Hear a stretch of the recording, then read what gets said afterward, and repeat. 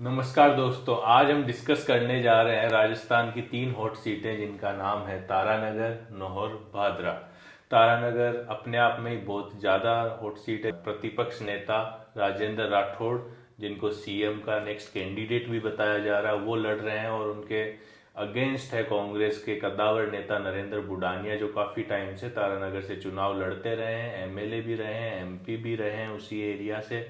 और Jat vote bank काफ़ी ज़्यादा है तारानगर में और राजपूत वोट बैंक इतना नहीं है।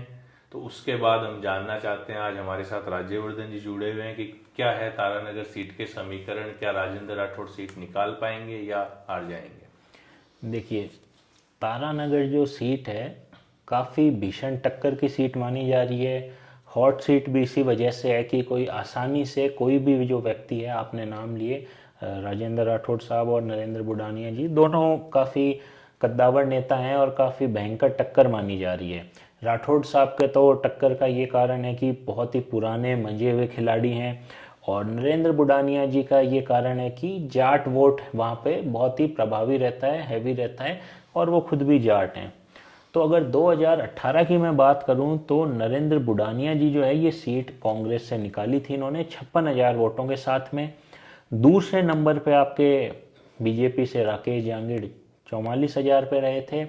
और चंद्रशेखर बैद एक ऐसा नाम है जो काफ़ी धूमिल हो गया है, या बहुत से लोगों को, बाहरी लोगों को ये नाम नहीं पता होगा। 41,000 वोट उन्होंने 2018 में निकाले थे। और चंद्रशेखर बैद की देखिए भूमिका, और अपन जैसे जैसे पीछे जाते हैं 2013 की जो मैं बात करता हूँ, तो बीजेपी से जय नारायण पूनिया जी ने चुनाव जीता था तारानगर से 65,000 वोटों से। और चंद्रशेखर जो बैद थे कांग्रेस से 54,000 वोट लेके आए थे। तो 54,000 वोट भी कोई कम नहीं होते हैं। वहीं 2008 में भी चंद्रशेखर बैद ने चुनाव लड़ा था, 36,000 वोट ये लेके आते हैं। राजेंद्र राठौड़ साहब उस टाइम पे चुनाव जीते थे 54,000 वोटों के साथ में। तो चंद्रशेखर बैद जी जो हैं वो चंदनमल बैद हुआ करते थे, सीनियर कद्दावर नेता हुआ करते थे कांग्रेस में, जो फाइनेंस मिनिस्टर भी रहे हैं, उनके सुपुत्र हैं और पिछले 3 बार से लड़ रहे हैं।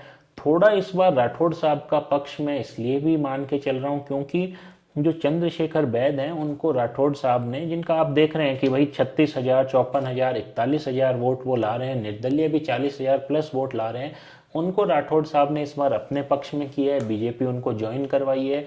तो जो उनके जो वोट हैं, मानता हूँ कि कैंडिडेट खुद खड़ा होता है तो ज़्यादा वोट आते हैं, और शायद ट्रांसफ़र आपको पता है उतना नहीं दे पाता है। लेकिन डोटासरा जी और राजेंद्र राठौड़ के बीच जो मीठी नोकझोंक चलती है, और नरेंद्र बुडानिया जी भी, उनका कहना यह है कि राजेंद्र राठौड़ जी चूरू से नहीं लड़े, वो डर गए, उनको डर था कि कहीं ना कहीं मैं हार जाऊंगा। तो वो डर के उन्होंने अपनी सीट चेंज की और तारानगर पे गए हैं। और वो दावा कर रहे हैं कि तारानगर से इस बार उनको हराएंगे और उनका जो लास्ट चुनाव जो लग रहा है एजीवाई, और उनको घर बिठाएंगे। वो तो उसमें आपको क्या लग रहा है? देखिए, बुडानिया जी और जो डोटासरा जी हैं वो अभी इसी बार के नेता हैं, 2018 में जीते हैं। तो और राठौड़ साहब का जो आप देखेंगे तो जीवन भर चुनाव के अलावा उन्होंने कोई काम नहीं किया है, 35 साल से जीतते आ रहे हैं 7 बार। और 2008 में भी उन्होंने तारानगर ली थी। पार्टी के सीनियर लीडर हैं, तो पार्टी ने और उन्होंने सोच समझ के फैसला लिया है सीट बदलने का, क्योंकि देखिए इस सीट बदलने का मेजर इनका जो कारण ये है कि राठौड़ साहब चूरू भी निकालना चाहते हैं सीट, तारानगर भी निकालना चाहते हैं। और जो शेखावाटी रीजन में है बीजेपी का थोड़ा सा प्रभाव बढ़ाने के लिए मैं ये मानता हूँ कि उन्होंने सीट चेंज की है। क्यों? क्योंकि आपने कहा, देखिए अभी आपको भी पता है तारानगर पे भी टक्कर उतनी भयंकर है जो शायद चूरू में वो टक्कर होती। तो कोई इजी सीट उन्होंने ली है ऐसा नहीं है, सेफ गेम लिया ऐसा नहीं है। इजी सीट अगर वो जोटवाड़ा विद्याधर नगर जैसी जाते, जो कोई बच्चा भी निकाल सकता है, तब वो इजी सीट कही जाती। तो वैसा अभी नहीं है वहां पे। लेकिन इस सीट पे जो जाट वोट है और वो मुस्लिम वोट है, उनका लग रहा है कि वो सीधा सीधा कांग्रेस को वन साइडेड रहेगा। तो इस बीच कहाँ जातिगत समीकरण बैठेंगे कि राजेंद्र राठौड़ अपनी जगह बना पाएंगे? देखिए, जातिगत समीकरण ये है कि बिल्कुल जाट वोट काफ़ी हैवी है, और मुस्लिम वोट जो है ये मैं मानता हूँ कि कुछ मुस्लिम वोट जो हैं राजेंद्र राठौड़ साहब के पक्ष में भी टूटेंगे, क्योंकि मुस्लिम जो है पुराने समय से राजपूतों के पक्ष में रहे हैं। चाहे बीजेपी हो या कांग्रेस हो, और इधर कांग्रेस के पक्ष में भी रहते हैं, तो मैं ये मानता हूँ कि कुछ वोट टूटेंगे।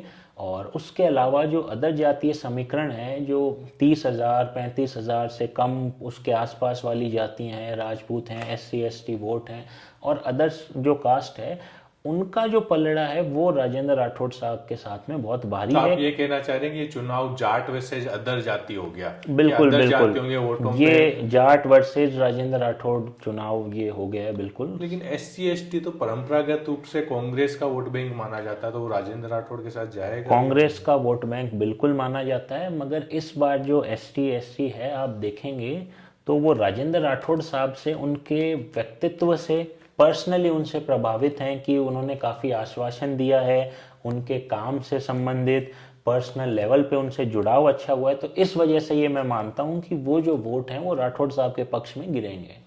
ये भीषण टक्कर इतनी हो गई कि बीजेपी चाह रही थी कि राजेंद्र राठौड़ पूरे शेखावटी में जाके प्रचार करे, लेकिन वो तो अपनी सीट पे इतना फंस गए कि कहीं बाहर तो निकल ही नहीं पाए। बिल्कुल ये सीटें जो हैं, तारानगर भी आप देखेंगे, और साथ में जो बड़े नेता हैं कांग्रेस के, डोटासरा जी, इनकी सीटें इस बार खुद की इतनी फंसी हुई है, इतनी मुश्किल हो गई है। और इन्हीं सीटों पे नहीं, राजस्थान पे भी बीजेपी और कांग्रेस की मैं टक्कर इतनी भीषण मान रहा हूँ कि जो पहले समीकरण बाकी जगह भी बनाए जा रहे थे कि लोकल लीडर इधर से उधर जाएंगे, तो वो उतना आप देखेंगे लोकल लीडर्स का मूवमेंट हो नहीं पाया। नेशनल लीडर्स को ही बुलाया ज़्यादातर रैलीज में, काफ़ी रैलियां कैंसिल हो गई लोकल लीडर्स की भी, क्योंकि बहुत ज़्यादा भीषण चुनाव हो गए हैं।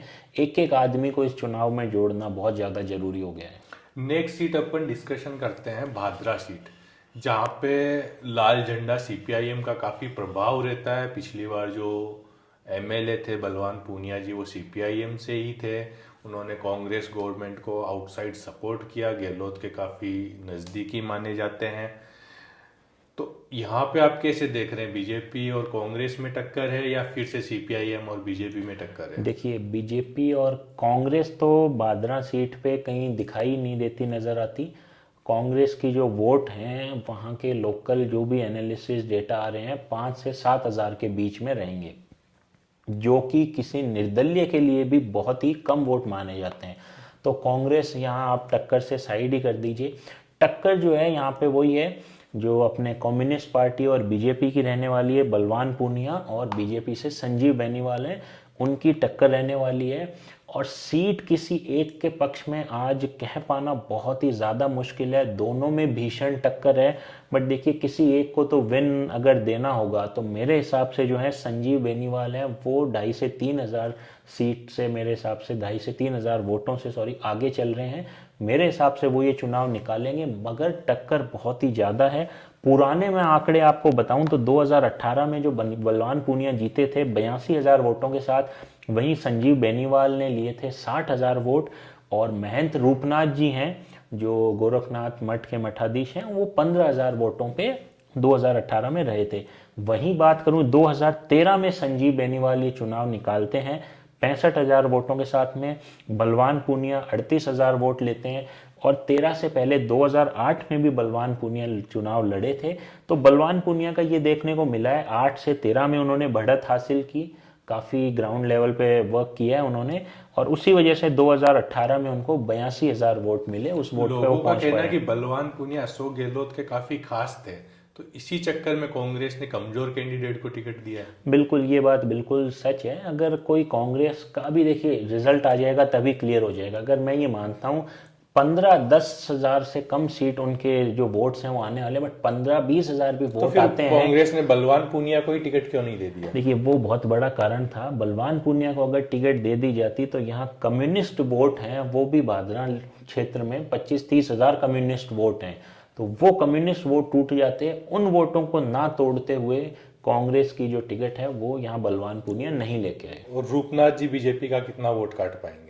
रूपनाथ जी के देखिए खुद के 8 से 10 हज़ार वोट मुश्किल से आ रहे हैं, उसके अंडर तो अंडर ये ही बीजेपी रहेंगे। को मुश्किल में डाल रहे हैं कहीं ना कहीं। तो ये दोनों वोट काट रहे हैं। आप किसी भी एक पार्टी समर्थक का वोट जो है रूपनाथ जी को नहीं जा रहा है। जो वोट कटेंगे, इन्होंने आम आदमी पार्टी से टिकट लिया है, दोनों तरफ से ये जो है वोट वो बराबर लेके जाएंगे। इसी एरिया से एक राजपूत नेता है सुखदेव सिंह गोगामेडी, जो पहले चुनाव भी लड़े हैं BSP की टिकट पे, तो इनका क्या इम्पेक्ट है? ये राजनीति से बाहर ही हो गए हैं या क्या है, या किसी के सपोर्ट में है या क्या है? 2013 में सुखदेव सिंह जी जो हैं 33,000 वोट लाए थे, जो कि एक बहुत अच्छा मार्जिन है।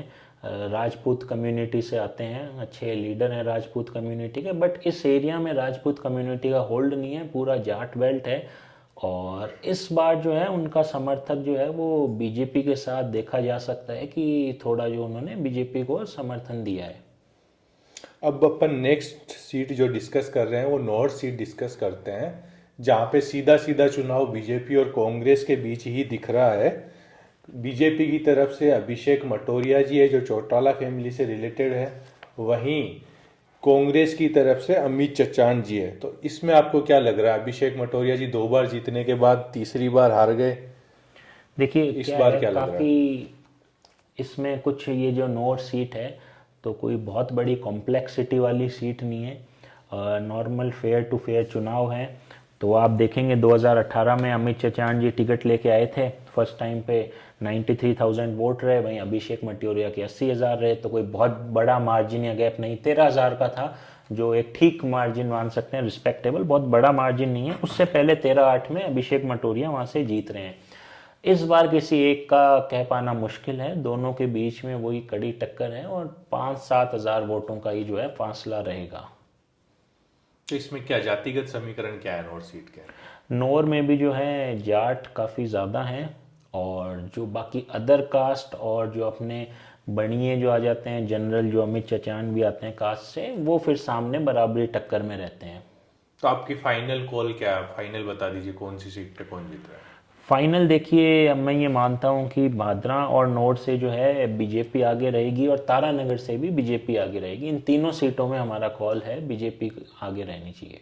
तो आज इसी के साथ हम ये सेशन खत्म करते हैं कि बीजेपी जो है वो नौर, भादरा और तारानगर तीनों सीटें जीत रही है, और जो काफ़ी टक्कर वाली सीट बताई जा रही है तारानगर, हॉट सीट है इस बार, वो भी राजेंद्र राठौड़ प्रतिपक्ष नेता जीत रहे हैं।